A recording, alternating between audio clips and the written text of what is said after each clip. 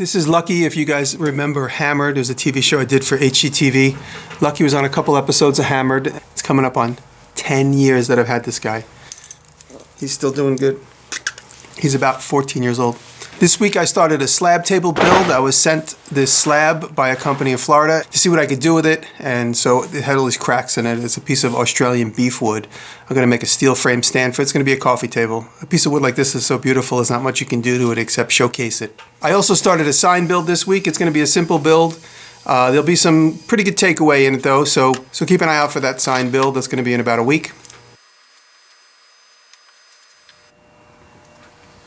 This episode of the vlog is sponsored today by Pearl Rear Vision. This is a great device. You put it around your license plate and it syncs to your smartphone. It gives any car the ability to have a backup camera, and you can see that on your smartphone.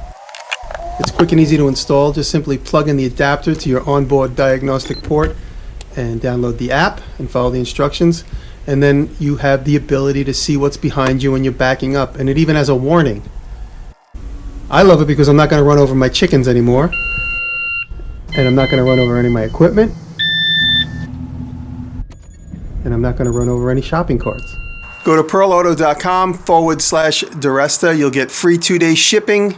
Please support my sponsors. It gives me more time in the workshop, which results in more videos. This is the boiling plate. This is the simmering plate. You guys remember a couple weeks ago I installed my Augustov. The Augustov stays on all the time. It uses about 2 gallons of propane a day, but once it gets up to heat, it only takes a little bit to keep it at heat, and it stays on all the time, and it's great for a house like mine, which is very drafty in the winter. It was a little bit warm when we first put it in, and if the kitchen got warm, we just left the doors open. I asked Taylor to do a project on the Augustov so you could take a quick look and see how it works. Spike actually sleeps right at the base of the Augustov because it's always warm. Right, Spike? He's not supposed to be on the table. Spike, you're not supposed to be on the table. What do you like about the Augustov the most? I like that it's always ready to go. Encourages me to cook more, like experiment. And it keeps this room warm. It does. It keeps it a little warm.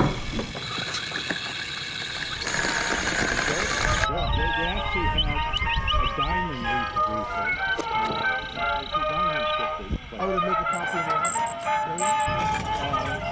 No, it's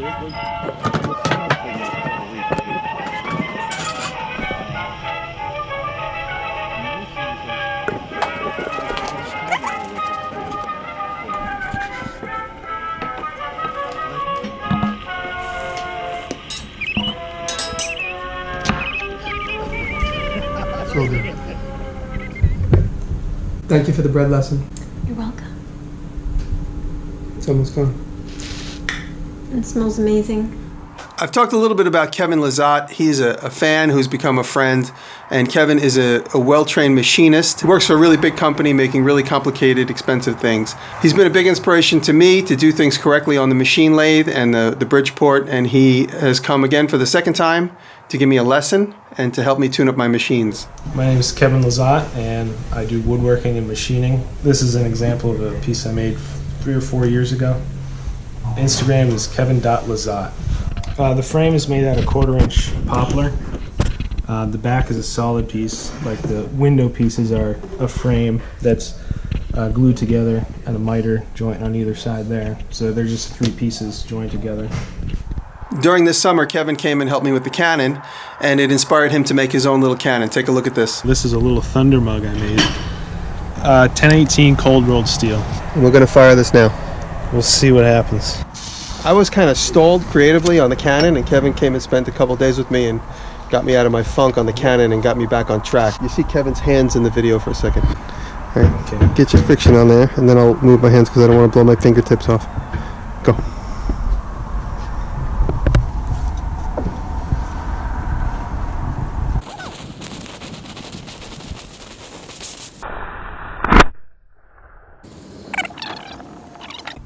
You gotta light the fuse before you run.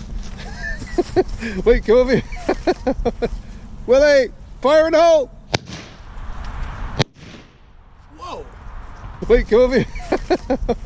Fire in the hole.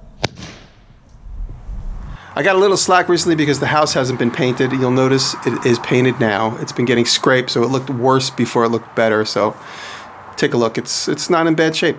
So Keith Deason came by to hang out for a few minutes, and while he was here, he and I both got a lesson on how to read the micrometer. So I am at 0.33. Well, remember, each tick mark is worth 25 thousandths. Each, oh right, point So 3, 25 Five. plus 25 plus 25. 75, Yep. And you can round to the nearest zero. 75. There.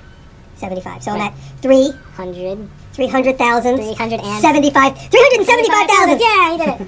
So that's Okay, so 375 thousandths. And a couple of little tiny numbers. Yeah, we're gonna round. to make Now it you get a sort. diploma, That's right? the next lesson. Yep. Some of it's actually starting to stick. We're starting to speak that little machinist language, that secret language. I'm This amazed. is my tailstock. It is about You're like such a valuable. 15 thousandths. Yeah, it's worn about 15 thousandths towards the headstock and about 15 7 thousandths. It's true. It's a machine tool. It is true though, because when I go to center drill something, the drill is below the center. Right.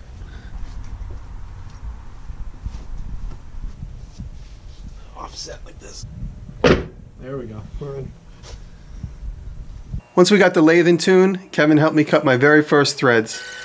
I cut a 3/4 16. He set it all up. I just ran the knobs. Yeah. Do you feel super powerful? Now you can do that with anything. My buddy from New York City, Anthony Diaz, came by, and Kevin gave us both a lesson on edge finding on the Bridgeport mill, and a few other tips as well. We went antiquing and we stopped at two places. I go to the Coxsackie Antique Center, which is here on Route 9 in upstate New York.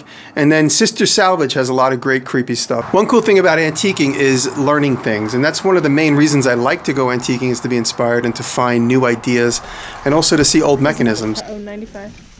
These are cute too. I like these chairs. What if you did this in leather? This one booth has all these old roto molds. This is how dolls were made. Years ago, you would get a wax mold and then you would electroplate it with copper and you would end up with these hollow cavities. You'd melt the wax out, you'd end up with these hollow cavities, and then you would put a little bit of vinyl in there and then you'd rotate that inside of an oven in this big contraption. And then you pull the rubber out of those molds. Each one would get a cap. So that's why if you look at a doll, you see the doll hair has like that line through it. That's the cap of the mold. And here you see the cap is at the neck of a lot of these molds that you're looking at. It's a great thing when you walk through an antique shop to try and learn how certain things were done. Antique cat stretcher. It's actually a really interesting mechanism because you see, as it spreads open, it pushes the sides left and right. So it goes in 4 directions. Click on it. It'll be here next year.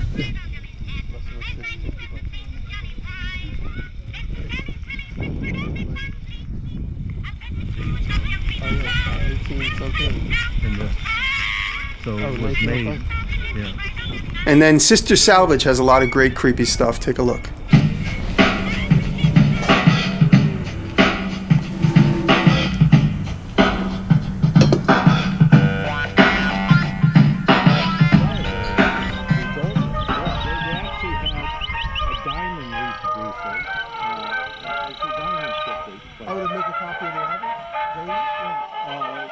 No, the sound thing is called a reproducer. Oh, okay.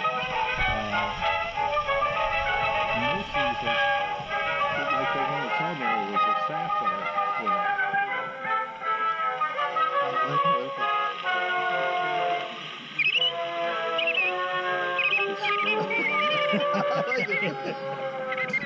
Among the many things I learned this week, I learned that I have a lot of rats in the chicken coop.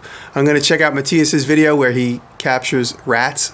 I'm going to take a look at that and see if I can make one myself. Try that next weekend.